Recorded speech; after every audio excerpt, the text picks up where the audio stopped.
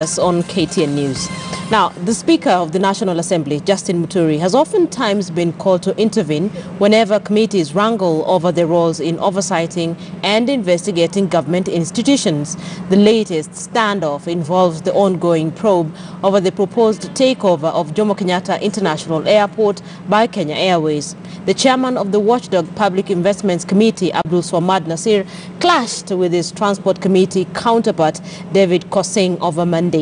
Speaker Muturi directed PIC to confine itself to the financial and expenditure aspects, whereas the Transport Committee confines itself to matters of policy and human resource. Our senior political affairs reporter, Patrick Amimo, delves more into the committee tough war.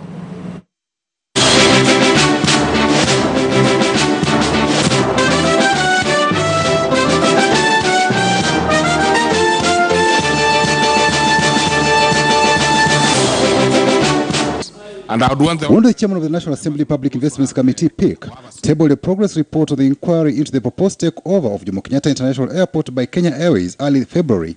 Leader of Majority Aden Duale rose on a point of order and sought the Speaker's direction on alleged conflict of mandate between PIC and the Departmental Committee on Transport. Duale argued the proposal by Kenya Airways to take over management of Jomo Kenyatta International Airport from the Kenya Airports Authority is a matter of government policy that does not fall within the mandate of PIC and Auditor General. Parliament's involvement in the conclusion of the Kenya Airways proposal cannot be overlooked, irrespective of the nature of the commercial arrangement. The Speaker gave direction on how the two committees should execute their mandate. The Kenya Airports Authority is a state corporation 100% owned by the government of Kenya. The Public Investments Committee is therefore at liberty to procedurally examine whether the affairs of the public investments in that corporation are being made by the KAA, are being managed in accordance with sound financial or business principles.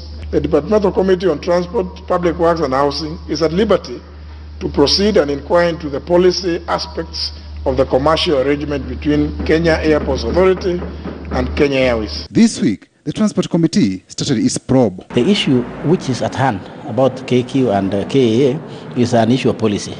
It had nothing, or it has nothing to do with audit. The Transport Committee will be dealing on issues to do with policy and issues to do with human resource. Ours is to look at the issue of autonomy. Was Kenya Airport Authority autonomous in making its decision?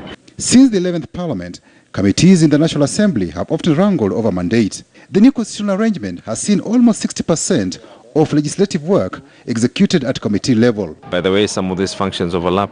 If you even look at a company that just has a few hundred employees and it has different departments always overlap. Normally, when committees, maybe when they do things which look similar, or another one is doing something which is a mandate of the other one, it's normally the Speaker to give direction. Last year, the Agriculture Committee wrangled with the Trade Committee during the probe on contraband sugar. The Speaker directed a joint probe. During the Joint Committee probe on contaminated sugar, whose final report was later shot down, Speaker Justin Muturi warned members against being too cozy with persons summoned by House committees during investigations. Instead of going there to do parliamentary work, you've been hugging. Parliamentary work is not done that way. Not through hugs and kisses. No. Even in some county assemblies, such recommendations are not found. It is very, very unfair to even condemn us, saying that this report does not even qualify to be in a county assembly. This report is just a joke. Let us either rely on other investigative organs or we create an ad hoc committee of this House to deal with this matter. The National Assembly has also clashed with the Senate over roles and mandate. They want to engage us on supremacy battles, but will not give in because they are not normally doing it in good intention.